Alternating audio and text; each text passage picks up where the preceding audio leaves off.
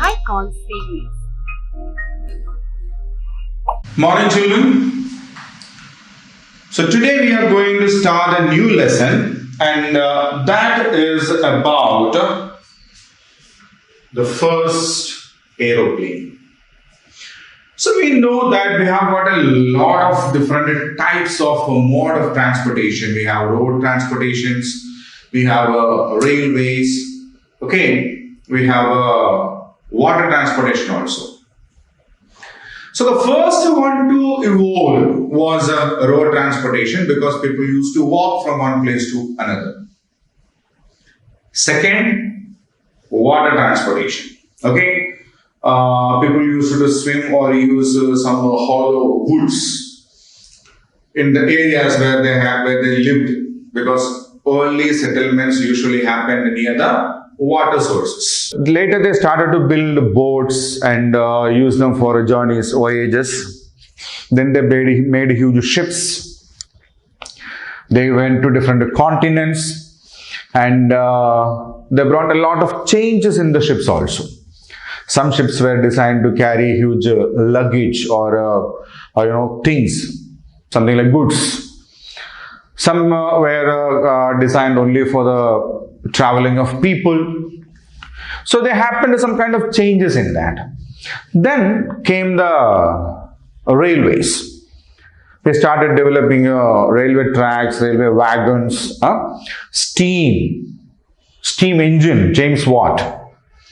So he developed this steam engine, and that actually helped very much in the establishment of a train or rail services. But throughout all this time,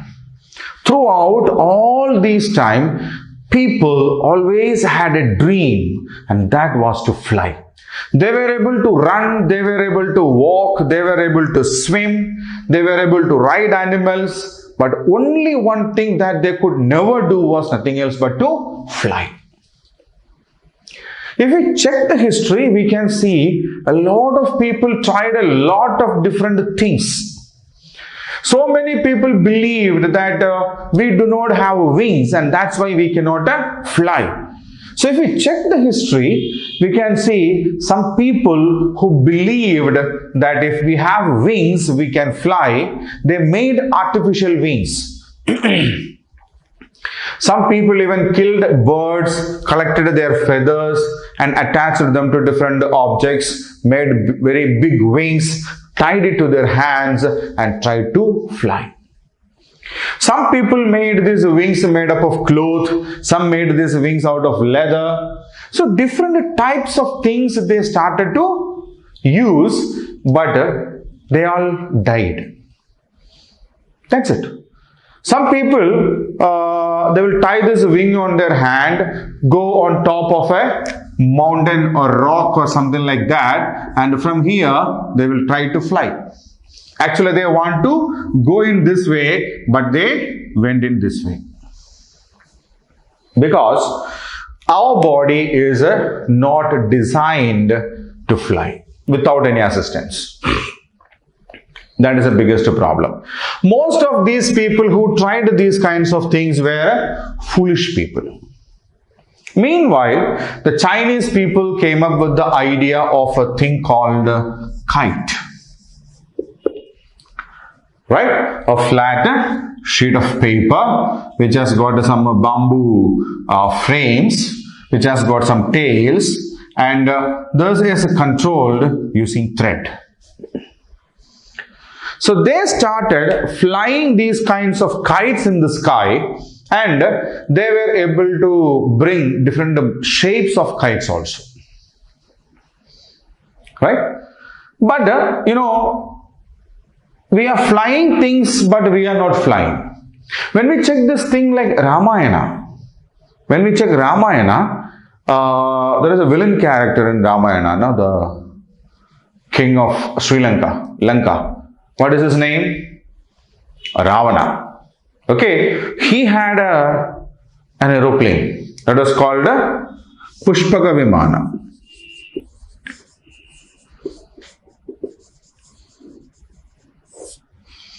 Okay, so So when we check these epics, we can find these kinds of what we call it a mode of transportation, machines which can fly.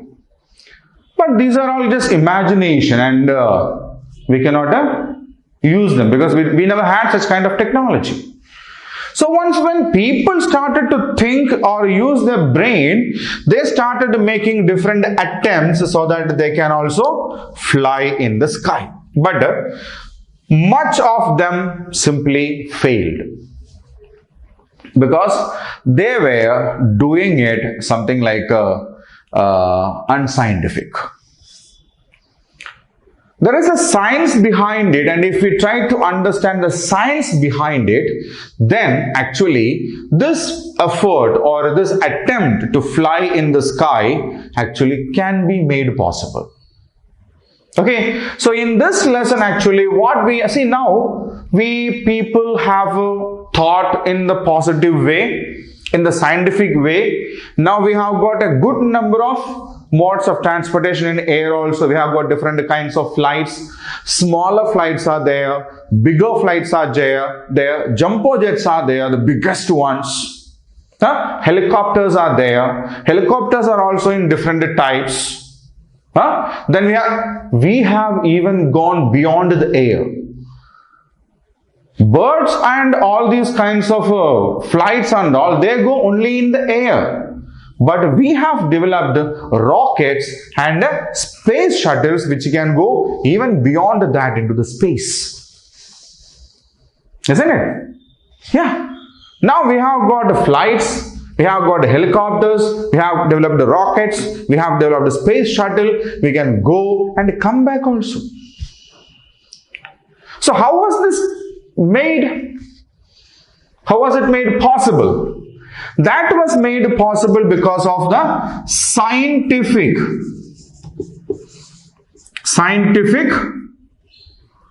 thinking. Right?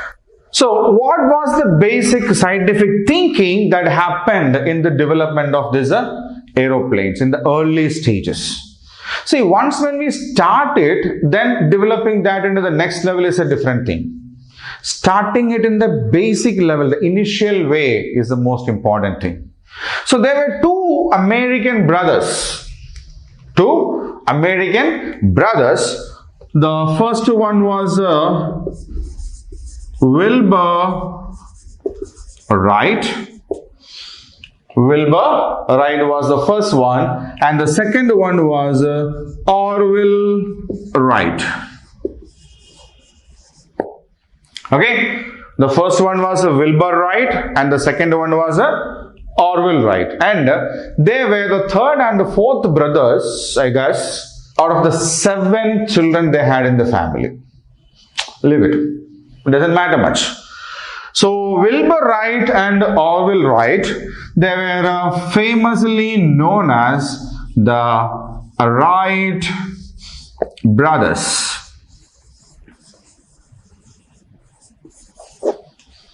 What were they famously called? They were called the Wright Brothers. They were the people who made this particular dream of human beings to fly in the air possible, come true. Clear? So Wilbur Wright and Orville Wright, who belonged to America, commonly known as the Wright brothers, were the first people who made it possible to fly in the air. Okay, what did they do? They designed, they made, and they flew the first aircraft in the world. Okay, so what did they do? They designed, they made, and they flew. Flew means piloted into the air, the first motorized aircrafts. Okay, it's very difficult to control the things in the air, but they made all these things possible for the first time. So who were they? Wilbur Wright and Orville Wright, two Americans, okay, who always had this dream of developing something with which they can fly into the air, made the first flight. Okay, so as we go into the details, we need to understand one thing, that the first machine, right, the first thing that they have invented or created was a small glider. Glider. So what do you mean by a glider? Yeah, something like a glide is known as a glider. I'll show you a picture of a glider. See, there is no motor for that. There is no engine for that. Okay, this is a modern glider. Obviously, this is a modern glider. Then it was more like a box kind of a stuff. But whatever, a glider will never have an engine. Okay, there will be some equipments for us to understand the direction, the north, east, south and west. A compass will be there in that, a small one.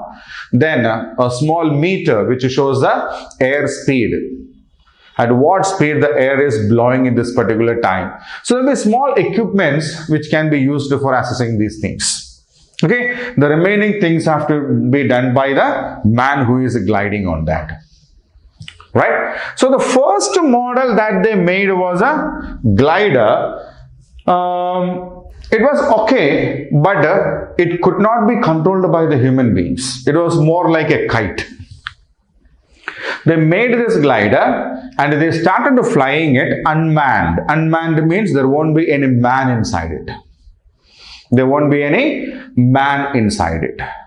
Right? And just like a kite, they used it to fly it. And they arched the tips of the glider wings slightly. So the wings are there, no? Wings, for example, if we say, okay, I'll show you an image of this. So it was, as I said, it was like a box. Top one layer is there, bottom one layer is there, and there what they did was, instead of keeping it a square, okay, instead of keeping it a square, they arched it. Means the edge of the wings were like this earlier, now they made it a bit smoother one. Okay, so they made this particular change for what?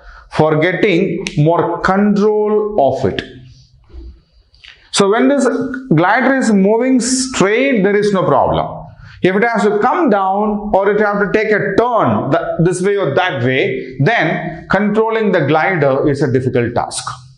So what did they do? They adjusted the edge part of the wings so that they can make more control of it. Okay, initially that was a good idea. Initially that was a good idea, but they couldn't achieve complete success in that. They couldn't achieve complete success in that. So what they did was, they started observing birds. Okay, they started to observe birds, because birds are animals that fly into the air.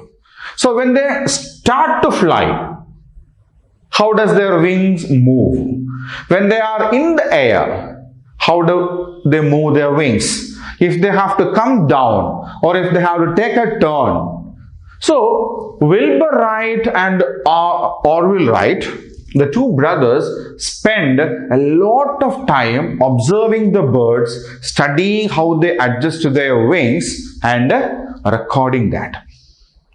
Okay, they checked different types of birds, because some birds are very small and they won't fly for longer time, but some birds are very big. For example, there is a bird called albatross. Albatross is a seabird. Means they fly over the sea for continuously for hours together. Then kites are there, eagles are there, vultures are there.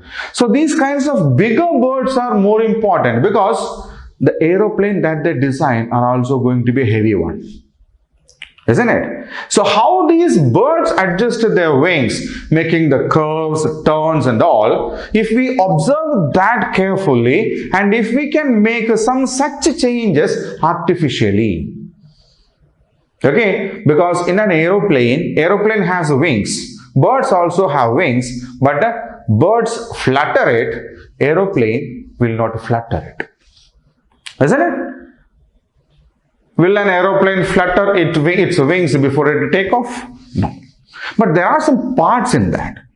Okay, so Wilbur Wright and Orville Wright spend a lot of time studying, observing different types of birds, how they adjust their wings, how they make the arches, the edge of the wing. If this is a wing, when they have to take a turn, some birds will arch it like this.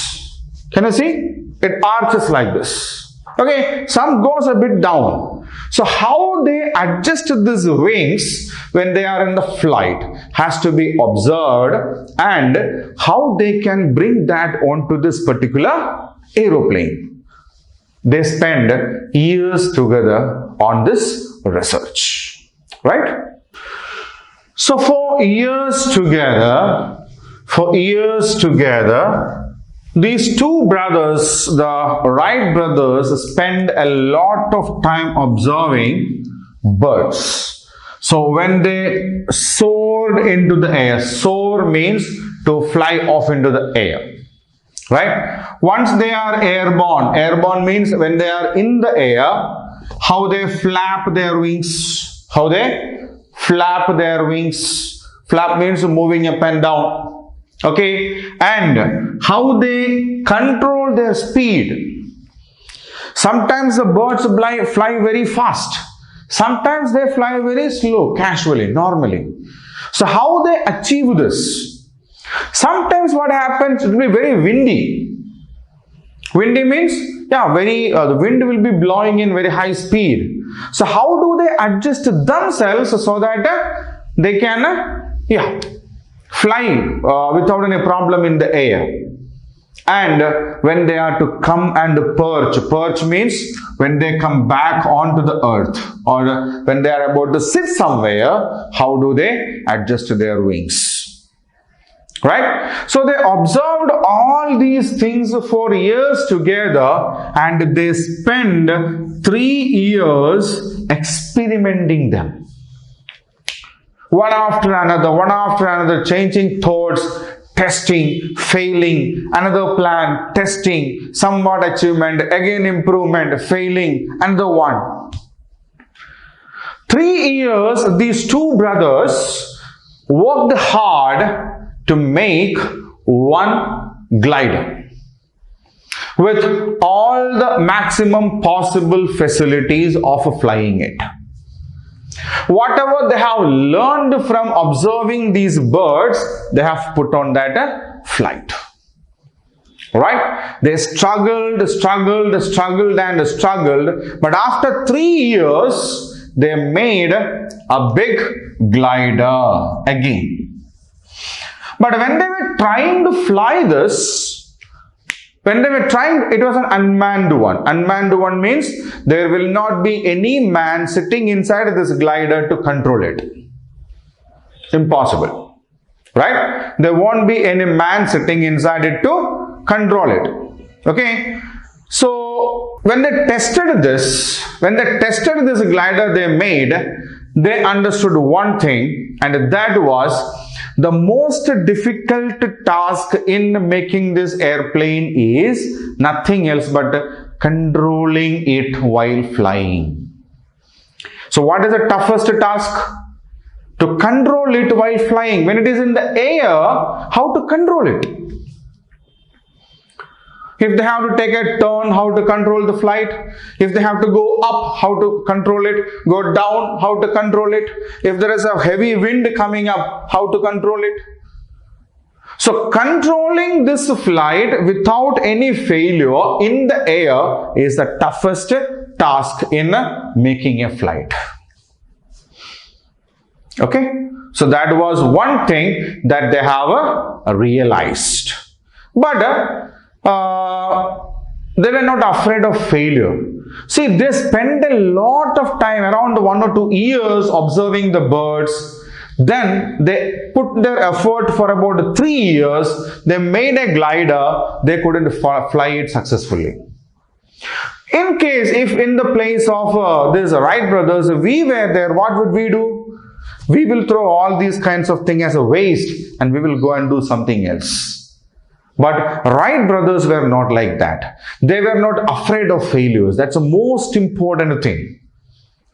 Years and years, they wasted like anything, but they were not ready to waste it for anything.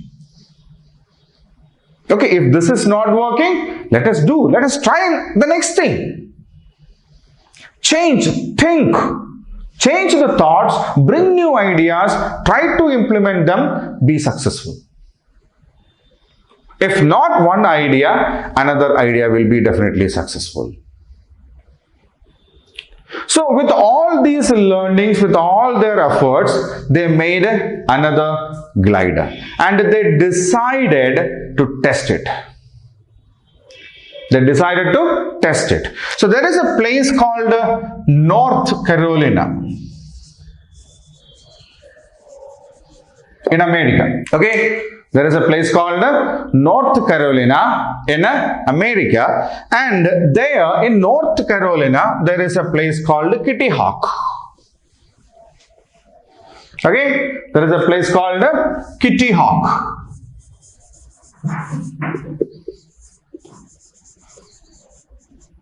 This is a remote area. Remote means a distant area where there are not much people living. It's an open place, not disturbed by anybody, and even if they do something there, it won't disturb anybody. That is what we call a remote area. And this area was very suitable for testing this glider. They made the glider, now they want to test it. So where can they test it? They need to test it on an open place because it has to fly up, make some rounds and come back, isn't it? So they have to try this somewhere where there are enough open place around them. So they decided to go to this place, and another advantage of this area was there was enough wind over there. It was a windy place. Again, it was a sandy area. Sandy area with some hills around. Okay, so Kitty Hawk in North Carolina was suitable for Wright brothers to check the flight they have made, to test fly the flight they have made, because it was a remote area. First of all, it was a remote area. It was a windy region. There was enough wind over there. The land was sandy and there were some hills around it also. Okay, so they can adjust whether to fly up or down and all these kinds of things. Okay, so Wright brothers decided to go to Kitty Hawk in North Carolina, a remote place with a good amount of wind, which was a sandy, and some hills around it, to check their glider. Right? This happened in 1900. In 1900, the Wright brothers were able to make a successful flight with a glider that they have made. In 1900, Wright brothers were able to make a successful flight with a glider at a Kitty Hawk. So the first successful glider that they have tried was about 50 pound heavy. A pound is equal to that of a half kilogram. So 50 pound means around 25 kilograms. Okay, there was no motor in that, there was no engine in that. Okay, these were just like kites, huge kites, right? So its wingspan was around 17 foot. Wingspan means what? Yeah, if this is a body and if this is a wing, okay, wingspan is from the tip of one wing to the tip of other wing. Means from here to here. Okay, so wingspan is the total length of wings including the body from one tip to the other tip. Okay, so the maximum extent of a wing, it can be of a bird, it can be of a flight, anything. It's measured from a tip of one wing to the tip of other wing. Okay, so the first model or successful model of a glider made by Wright Brothers and successfully tested in 1990 weighed 50 pounds and was with a wingspan of 17 foot. Okay, so that was successful, and then Wright Brothers tried the same with a man on that. One of them sat on this particular glider they have made, and then they tested it again. Okay, and actually that was the first kind of a glider which had a pilot in that. Who is a pilot? Who is a pilot? Yeah, the person who drives a bus is called a driver. Okay, in the same way, there is a person who leads this particular aeroplane, and they are called the pilots. Okay, so this particular glider that is Wright Brothers tried in 1900 successfully was the first glider to have a man sitting in that, a piloted aeroplane. Okay, that was without any engine. Now, see, they had been trying for this for years, isn't it? The Wright brothers had been trying to achieve this particular point for years. They did a lot of homeworks, lot of studies, research, observations, experiments, failures, reworks, recheckings, reapplications, isn't it? They did a lot of things for so many years, and finally they achieved some success in the year 1900. Now, how do they feel then? What do you think? How would have they felt then, the Wright brothers? They became very happy. They became very successful. Okay, now they wanted to make a bigger one. They wanted to make a bigger one. Okay, because see, the success that they achieved at this particular point was a bigger one. Words cannot explain that. After years and years of hard work, finally there comes a result.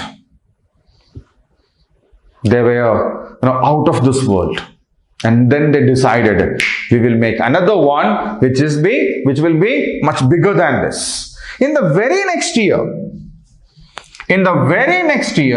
in 1901, the Wright brothers came with a bigger one. Okay, much bigger than this thing. The first flown one. Now it weighed something around 100 pounds. It weighed double. This was 50 pounds. And this is 100 pounds. But it didn't fly. There happened a lot of problems. The wings were not sufficient enough to lift it into the air. What happened? Nothing happened. It started to spin. On the floor itself, it started to spin and crashed. In 1900, they made the first successful flight, and in 1901, they came with another flight which did not even take off. There were issues. Okay, so what do they do now? One more year wasted. That's it. No problem. Okay, we increase with the size, but something went wrong. What went wrong? Let us identify it. Let us understand where we have gone wrong and let us rectify that and let us make a bigger one. That was what was in the mind of Wright brothers. Okay, they thought of only one thing. Okay, something went wrong with this. No problem. We will identify what the problem was. We will try to rectify it. And in the next time when we make the bigger one, we will rectify that. It is good that we failed in this. Okay, it's good that we failed in this so that we can make a better one next time. So this is something that we have to learn from the lives of these people. If we fail in achieving something, we become disturbed. Isn't it? We become disturbed. We will leave it aside and we will go and do something else. That is not the good thing to do.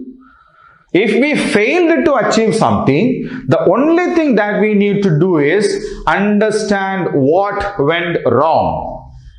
Understand what went wrong, identify that particular problem in that what we did and rectify that. Imagine Wright brothers felt that we couldn't do it. The first brother told the second brother, my dear brother, we cannot do it. Okay brother, we will throw it and go and do something else. What would have happened if they decided it so? What would have happened? That is not the attitude that we have to develop towards life. There will be problems, there will be failures. See, even after trying for years, struggling for years, what happened? Nothing happened. It is spin and crashed. It did nothing else. Turned round and around because the wings that they had fit to this 100-pound airplane or the glider was not strong enough to lift it. Okay, so that was a failure, right? So this is something that we have to learn from the lives of these people. It's not just Wright brothers, it's the same thing has happened in the lives of many people who achieved great things. They didn't throw their effort out with the first or second failure. They may fail again and again, but these failures should be faced with a different outlook. We should not be afraid of failures. That's the most important thing that we have to learn in our life. If we face the failure now, the first thing what we have to think is why I failed. We should not compare it with the hard work that we did and the result we got. It may not be the same. Despite all the hard, we may study very hard. We may leave only one question out, but in the exam that question came. Isn't it? So after facing this thing called failure, what we need to do is observe the result, observe the process, understand where we went wrong or why we failed, and based on that, we need to change the way we look at the things or we do the things. Right? So the same thing was done by the Wright brothers also, and that is why they came up with this particular thing, the first airplane. Okay, so this is for the day. And what happened after that? So they made the first successful flight, unmanned flight in 1990 at Kitty Hawk. The second attempt failed and we are there. Now we will go to the details of this, what happened later in our next class. Okay, so till then, take care.